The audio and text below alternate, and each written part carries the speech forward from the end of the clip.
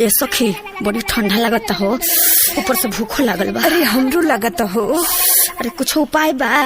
चलो तो ओजे देखल जाई, घाट के किनारा कुछ मिलत हुई हो। हाँ चल चल चल।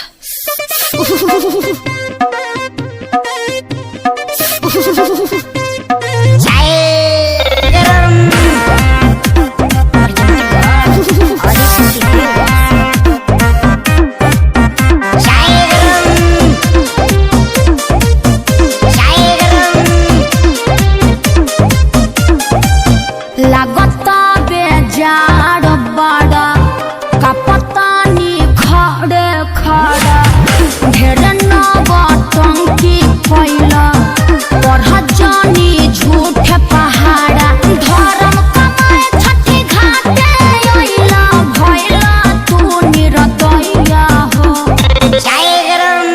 अरे पहिले पिहे तिवैया तबे मिली तोहके चैया हो।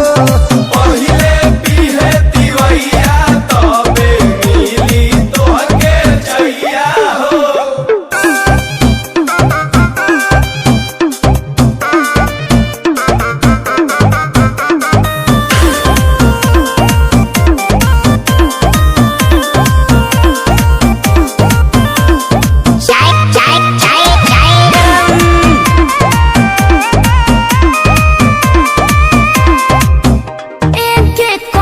चाय खातिर करेला बवाल तू झूठा ही लगैले बाड़ा घाटे असटाल। अरे बरती से बढ़ गया जनैखे केहू दूजा चाहतारू पहिले कहिला बेटा पूजा।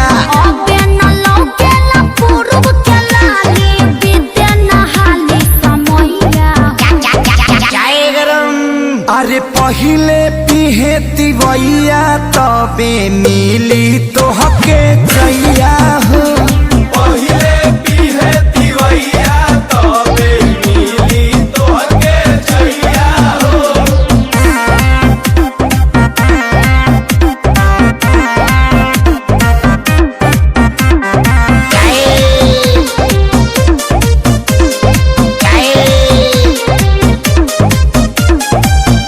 बड़ा बेरहम तोहरा दिल में नइखे दाया भूखे रे पियासे कबले छछने लकाया।